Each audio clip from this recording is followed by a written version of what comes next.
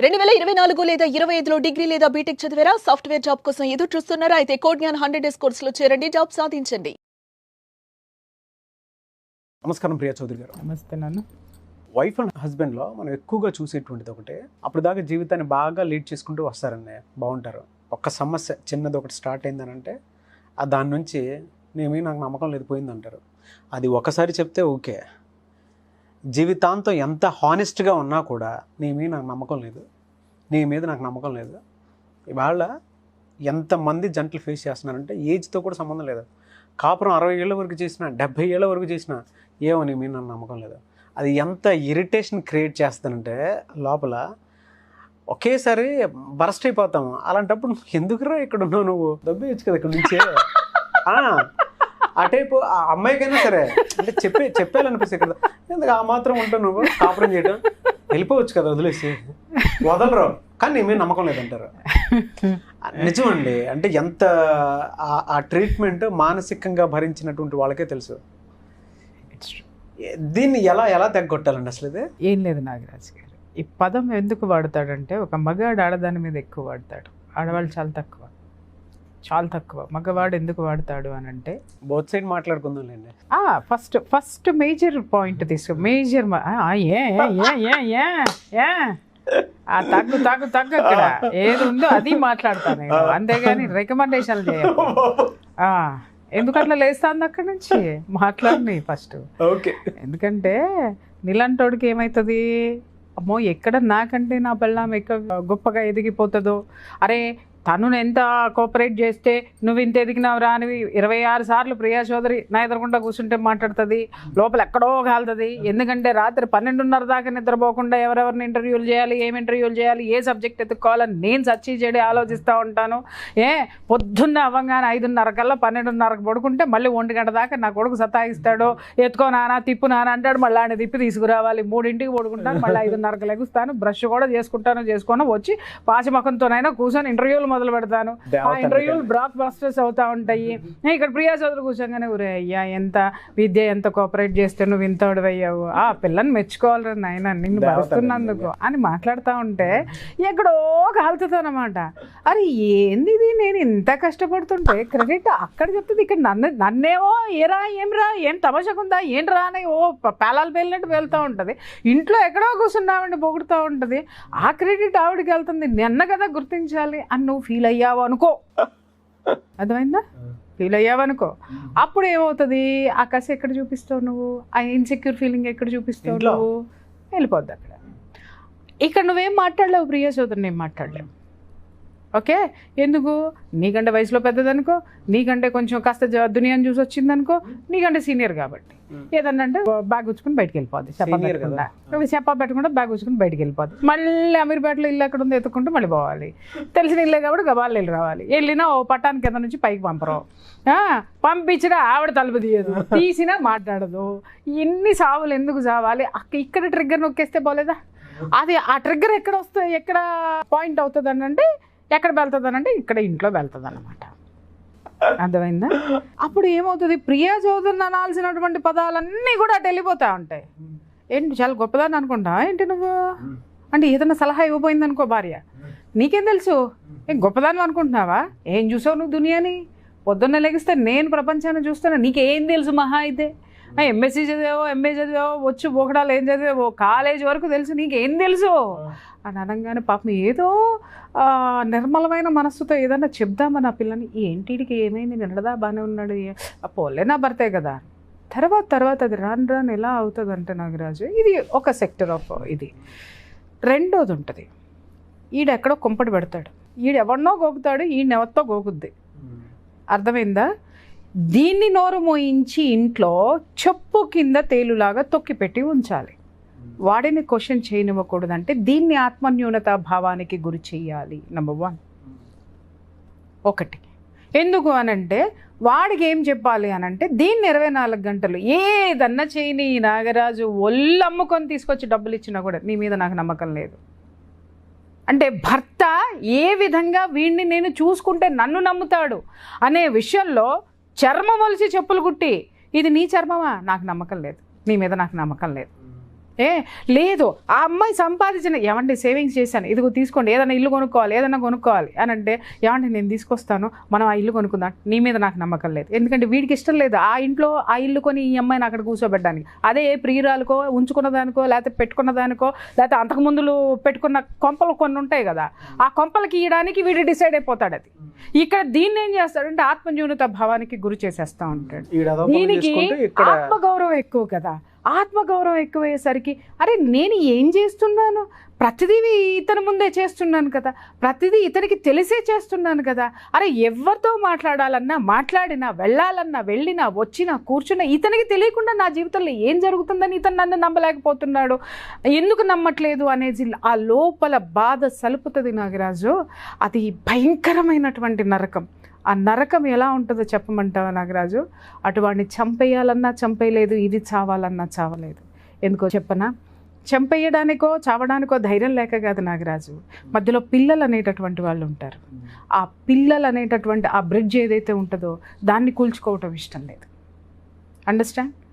ఆ పిల్లల కోసమో లేదంటే ఎక్కడో భర్త అనేటటువంటిది ఎప్పుడైతే తాళి కడతాడో ఆ కట్టిన వెంటనే ఇతనే నాకు సర్వస్వం అని ఒక వీక్ మూమెంట్లో సబ్కాన్షియస్ మైండ్కి తీసేసుకుంటే చూసావా, అది వీడు చచ్చేదాకా భరించడానికి ఆ ఒక్క ఫీలింగ్ ఏదైతే ఉందో, భావోద్వేగం ఏదైతే ఉందో, ఆ భావోద్వేగమో పచ్చబొట్టులాగా లోపల ఉండిపోతుంది.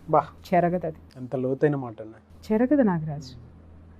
ఇలా ఎంతమంది ఆడవాళ్ళు కుమిలి కుమిలి కుమిలి చస్తున్నారో బోళ్ళు చూశాను, చాలా చూశాను. ఎంత అనుభవిస్తున్నారో నాకు తెలుసు. ఇవన్నిటినీ బయటికి చెప్పుకుందామంటే ఈమెకి ఒక పరపతి ఉంటుంది, ఈమెకు ఒక పరువు ఉంటుంది, ఈమెకు ఒక సర్కిల్ ఉంటుంది. ఈ భర్త ఇది చేస్తున్నాడు అని బయట చెబితే ఈమెకి ఏ విధమైనటువంటి పరువు దక్కుతుంది? అలాగే తన భర్త తనకంటే గొప్పవాడుగా ప్రొజెక్ట్ చేసుకుంది కదా సమాజంలో. ప్రొజెక్ట్ చేసుకోవాలని అనుకుంటుంది, ఆడదైనా ఆడేదామని చెప్పడానికి ఇష్టపడదండి. అటువంటిది ఇది బయటికి వస్తే ఒకసారి వింటారు, రెండోసారి వింటారు, మూడోసారి ఎదుటివాడు దాన్ని అవకాశంగా తీసుకుంటాడేమో అని చెప్పేసి అని అటు భర్తని శిక్షించలేక తనకి తాను వేసుకునేటటువంటి శిక్ష ఏంటో తెలుసా నాగరాజు? తెలుసా? నరకం, మానసిక క్షోభ. అది ఎలా ఉంటుంది అని అంటే, చాలామంది ఆడవాళ్ళని చూస్తూ ఉంటాం, గృహిణులను చూస్తూ ఉంటాం, అన్నీ ఉంటాయి నాగరాజు. ఒంటి నిండా నగలు ఉంటాయి, ఖరీదైన చీరలు ఉంటాయి, ఖరీదైన కార్లు ఉంటాయి, ఖరీదైన మేడలు ఉంటాయి, కానీ జీవం మాత్రం ఆడదానిలో ఉండదు. కారణం ఇది తల్లి కడుపులో ఉన్న అభిమన్యుడి పాత్రే 100%. ఎందుకంటే తల్లి కడుపులో ఉన్న అభిమన్యుడి పాత్ర కాదు, పద్మవ్యూహంలో ఉన్న అభిమన్యుడి పాత్ర. ఆ వెళ్ళడం వరకే తెలుసుకున్నాడు, రావడం అనేది అది అతనికి తెలియలేదు. అది తెలుసు కాబట్టి పన్నాగం పన్నారు మిగిలిన వాళ్ళు. మొగుడు కూడా అంతే. పెళ్ళాం యొక్క ఆ భార్య యొక్క బలహీనత ఏమిటో వాడికి బాగా తెలుసు. ఏంటి అంటే ఆత్మ గౌరవం, ఆ అస్తిత్వం మీద దెబ్బ కొడతాడు. ఆ దెబ్బ ఎలా సలుపుతుందంటే రాచపుండు కంటే ఘోరంగా ఉంటుంది నాగరాజు. కానీ ఒకటి మాత్రం గుర్తుపెట్టుకోవాలి, కొన్ని సందర్భాలు చూస్తాం, భర్తని చంపేసినటువంటి భార్య, విషం పెట్టి చంపిన వాళ్ళు ఉన్నారు, గొడ్డలతో నరికిన వాళ్ళు ఉన్నారు, ఇంకేదో చేసిన వాళ్ళందరూ ఉన్నారు. అన్నిటినీ నేను సమర్థించను, కానీ కొన్ని కేసులు తీసి చూడండి, దాని వెనుక వాడు ఆమెని ఎంత భయంకరమైనటువంటి ఈ విధమైనటువంటి మానసిక క్షోభకి గురి చేస్తేనో అది జరుగుతుంది. ఎందుకు జరుగుతుంది మీరు అనొచ్చు, విడాకులు తీసుకొని బయటికి వెళ్ళిపోవచ్చు కదా మేడం అని చెప్పేసాను. వాడు వెళ్ళనివ్వడు నాగరాజు, వీళ్ళు రాలేరు నాగరాజు. ఏదో ఒక క్షణికావేశము అని మనం మాట్లాడతాం, అది క్షణికావేశం మాత్రం కాదు. ఎంతో కాలం నుంచి భరించి భరించి భరించి చివరికి ఇలాంటి హత్యలకి దారి తీసేటటువంటి హత్యలు కూడా కొన్ని ఉన్నాయి అని మాత్రం నేను చాలా స్ట్రాంగ్గా చెప్పగలను. నేను ఇది ఎందుకు వస్తుంది నాగరాజు? అందమైన జీవితాన్ని గడపటం అనేది ఎవడికి ఎందుకు చేతగాదు నాగరాజు? ఒక ఆడది అంత బలహీనురాలా? ఒక వెధవని బలహించేంత బలహీనురాలా అంటే కాదు. చాలా ధైర్యవంతురాలు, చాలా ఓర్పువంతురాలు. ఆ ఓర్పును వాడు క్యాష్ చేసుకుంటున్నాడు అంతే. కానీ ఆ ఓర్పు గనక దాటిందో ఏ క్షణమైనా ఏదైనా కావచ్చు, ఆపలేడు. వాడేమంటాడంటే కోర్టుకు వెళ్తావా, ఎల్లు, నలుగురిలో అల్లరి చేస్తావా, చెయ్యి, ఇలా రెచ్చగొడతాడు. ఆవిడ విని విని విని విని ఏమవుతుందంటే వీడు కోర్టుకు వెళ్ళినా లాభం లేదు, వీడిని రచ్చకిచ్చినా లాభం లేదు, పోలీస్ స్టేషన్లో పెట్టినా మళ్ళీ బయటకు వస్తాడు, వీడిలో ఉన్నటువంటి అహాన్ని చంపాలి అంటే మార్గం ఏంటంటే వీడిని చంపటమే అనే స్థితికి వచ్చిన ఆడవాళ్ళు చాలామంది ఉన్నారు. జాగ్రత్త. ఎందుకంటే నేను చూస్తున్నాను, ఎంతోమందిని ఆపాను, ఆపుతున్నాను. క్షణం నిన్ను నువ్వు కాపాడుకోగలవా? అలాంటిది ఆడదానిలో భూదేవంత ఓర్పు ఎంత ఉందో, పరాశక్తి అంత, చండి, చండిక, చాముండి, ఇవన్నీ ఆడదానికి పేర్లే. అంత ఉంది రౌద్రం. ఆ రౌద్రాన్ని బయటికి మాత్రం తీయకండి. అది ఒక్కటే నేను చెప్పగలిగింది. ఇకపోతే మీరు both sides of the coin మాట్లాడుకుందాం. ఆడవాళ్ళ దగ్గరికి వద్దాం. మగవాడి పట్ల నమ్మకం లేదు అని ఒక ఆడది మాట్లాడుతుంది అని అంటే దానంత వెధవ అది జీవితంలో బతికి ఉన్నా చచ్చినట్టే. అర్థమైందా? జీవోత్సవం అది. ఈ కరెక్ట్ పదం వచ్చింది, జీవోత్సవం అది. ఎందుకంటే సమాజంలో నీకు ప్రొటెక్షన్ ఇచ్చేది కుటుంబం. ఆ కుటుంబంలో ఆ ప్రొటెక్షన్ని కాపాడేటటువంటి వ్యక్తి ఎవరైతే ఉన్నారో భర్త. నీకు అన్నీ ఇస్తున్నప్పుడు ఒకటో చిన్నది క్షమించగలిగినటువంటి తప్పులు చేసినప్పుడు క్షమించాలి. ఇందాక నేనేం చెప్పాను, ఎంత చేసినా కూడా స్వీకరించినటువంటి మొగుడు ఎలా ఉంటాడంటే, భార్య అందంగా తయారైనా వాడికి నచ్చినా కూడా వాడికి పొగడ్డానికి అహం అడ్డొస్తుంది. ఎందుకంటే నేను దీన్ని పొగిడేశాను అని అంటే ఇది నా నెత్తిన ఎక్కడెక్కి కూర్చుంటుందో, లేకపోతే రేపటి నుంచి దీంతో నేను రొమాంటిక్ పాటలు పాడాలేమో, దీని ముఖంతో నేనెందుకు పాడాలి, నాకెందుకు ఆల్రెడీ ఉన్నారు కదా పక్కన యంగ్ అండ్ ఎనర్జెటిక్గా జనాలు, కాబట్టి లేదా ఇంకెవరైనా ఉన్నారు కదా నాకు ఆల్రెడీ, నేను వాళ్ళకే అంకితమై ఉన్నాను, దీనికి అంకితమై లేను. కాబట్టి అందంగా అలంకరించి కనపడినా కూడా కావాలని క్రిటిసైజ్ చేసి ఆత్మన్యూనత భావానికి గురి చేసేటటువంటి వాళ్ళు చాలామంది ఉన్నారు నాగరాజు.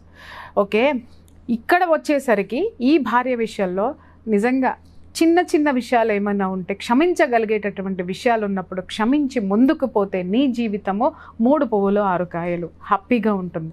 అది లేకుండా ఎవరి కోసమో, ఇప్పుడు మగాడి దృష్టిలో ఏం చెప్పామో ఆడదాని దృష్టిలో కూడా అవే ఉన్నాయి అనుకుంటే దాని బ్రతుకు నరకం నాగరాజు. ఇక్కడేమో మొగుడు వల్ల బాధపడేటటువంటి భార్య జీవితం నరకం అయితే, మొగుడిని బాధ పెట్టేటటువంటి భార్య, మనం అనుకుంటాం భర్త బాధపడుతున్నారని, కానీ నరకం దానికే జీవితం. ఎందుకంటే సమాజంలో విలువ ఉండదు, ఎవరికి దాని పట్ల గౌరవం ఉండదు. ఎవరికైనా మాట ఇక్కడి నుంచి వస్తుంది, బాగున్నావా, ఓకే అని ఇక్కడి నుంచి వస్తుంది తప్ప, దాన్ని చూస్తే దాని క్యారెక్టరైజేషన్ చూస్తే సమాజంలో ఒక ముద్ర వేసుకొని పక్కన పడిపోయి ఉంటుంది. ఎక్కడి నుంచి ఎవరి నుంచి అది సరైనటువంటి ప్రేమని కానీ గౌరవాన్ని కానీ చచ్చినా అది అందుకోలేదు జీవితంలో. తన ప్రొటెక్షన్ని, తన అస్తిత్వాన్ని తను కోల్పోతుంది. ఇది మాత్రం గుర్తుంచుకొని భార్యాభర్తలు అంటే మన వాళ్ళు పోల్చారు, జోడెడ్ల బండి కాపురం అనేది, కుటుంబం అనేది, సంసారం అనేది. ఏ ఎద్దు సరిగ్గా లేకపోయినా ఆ బండి బ్యాలెన్స్ తప్పిపోతుంది నాగరాజు. అవును. ఇంకొకటి, మీకు ఇష్టం లేనప్పుడు, నీ భార్య నీకు ఇష్టం లేనప్పుడు, నీ భార్య లేదు నీకు ఇంకా వేరే జీవితం ఉన్నప్పుడు కూర్చోబెట్టి కన్విన్స్ చేసి నీ జీవితం నువ్వు బతుకో, ఆవిడ జీవితం ఆవిడే బతుకుతుంది. ఇక్కడ ఏమవుతుందంటే నాగరాజు, ఆవిడ జీవితాన్ని ఆవిడకి ఇవ్వరు. ఓకే, వీడు మాత్రం ఎంజాయ్ చేసేస్తూ ఉంటాడు. వీడు మాత్రం ఎన్ని కారణాలు చెప్తాడంటే, ఒరే ఎందుకురా నువ్వు ఇట్లా చేస్తున్నావు, ఎందుకురా భార్యను వదిలేసి ఇలాంటి లత్కొరపాలను చేస్తున్నావు అని మనం అడిగితే, వాళ్ళు నాకు ఎంత హెల్ప్ చేస్తున్నారో తెలుసా, ఈ కుటుంబాన్ని పోషించడానికి అని మాట్లాడతాడు వాడు. భార్యకి ఏమనిపిస్తుందో తెలుసా సార్, అంతకంటే అవమానం. ఆ లత్తుకోరు పనులు చేసి ఆ విధమైనటువంటి డబ్బుతోటి నేను బ్రతకాలనా, నా బిడ్డలు బ్రతకాలనా? అందులో ఎంతవరకు వాస్తవం ఉంది? నంబర్ ఆఫ్ కేసెస్ చూశాను, ఇలాంటివన్నీ కూడా నంబర్ ఆఫ్ కేసెస్ చూశాను. అవతల వాడినే సపోర్ట్ చేస్తుంది ప్రపంచం. ఏంటంటే అవునండి వాడికి హెల్ప్ చేస్తుంది, అందుకే హత్యలు ఎందుకు జరుగుతాయి, ఆత్మహత్యలు ఎందుకు జరుగుతాయి, ప్రపంచాన్ని కూడా కాండ్రించి ఉమ్మలేక ఇవి జరుగుతాయి. హార్ట్ని అట్లా కదిలించారు ఒకసారి. చాలామంది ఫేస్ చేస్తున్నారండి. మిమ్మల్ని పోషించడం కోసం, మిమ్మల్ని సొసైటీలో నిలబెట్టడం కోసం నాకు అవసరం, ఆమెతో నాకు అవసరం, వాళ్ళు అప్పులు ఇస్తున్నారు, లేకపోతే ఆమె బిజినెస్కి నాకు హెల్ప్ చేస్తుంది, లేదా ఆమెను పెట్టుకొని నేను ఇంత చేస్తున్నాను, ఆమె లేకపోతే నేను లేను అనగానే ఈ అమ్మ బాబు కానీ ఆ అన్నల తమ్ములు కానీ లేకపోతే ఇంకా ఈయన నమ్ముకున్న లత్తుకోరు వద్దులే బూతులు వస్తాయి నాకు ఉన్న గ్యాంగ్ మొత్తం ఏం చేస్తుందంటే వీడిని ఇలా ఎత్తి పట్టుకొని ఆ దేవుడిని ఊరేగించేటటువంటి ఊరేగింపు దేవుడు ఉంటాడు కదా, అట్లా పల్లకీలో ఎత్తి పట్టుకొని వీడిని ఊరేగిస్తూ ఉంటారనమాట, దాన్ని పక్కన కూర్చోబెట్టుకొని. బట్ ఒక్క విషయం మాత్రం నేను చెప్తున్నాను నాగరాజు, ఒక ఆడదాని మనసుని, ఒక ఆడదాని జీవితాన్ని నాశనం చేసి మనస్సులో ఆ విధమైనటువంటి దాన్ని ఏమంటారు మానసిక క్షోభకి గురి చేసి నువ్వు పొందే ఆనందము ఏ రోజుకైనా నువ్వు మంచంలో ఉన్నప్పటికైనా సరే అది నిన్ను పట్టి పీడించి చంపేస్తుంది. ఆడదాని కన్నీళ్ళు ఊరికినే పోవండి, శాపం. అది ఏ విధంగానైనా ఆ పీడ నీ జీవితంలో వస్తుంది. నీ కూతురు జీవితంలో నీ కూతురు రూపంలో రావచ్చు, నీ కొడుకు రూపంలో రావచ్చు, నీ కొడుకు జీవితం రూపంలో రావచ్చు, నీ కూతురు జీవితంలో రూపంలో రావచ్చు, లేదా నీకు రోగం రూపంలో రావచ్చు, లేదా నీ అమ్మ బాబు రూపంలో ఏ రూపంలోనైనా ఆ పీడ, ఆ మానసిక క్షోభ ఆ చివర్లో నువ్వు పడి తీరాల్సిందే. చాలామంది ఇక్కడ ఇంకో మాట మాట్లాడతారు, పడతా నేను అని చెప్పేసని. ఇట్లాంటి వాళ్ళని కాండ్రించి ఉమ్మటం తప్ప ఇంకేం చేయలేమండి. థ్యాంక్ యూ అండి, thank you so much Priya Chowdary garu. Thank you.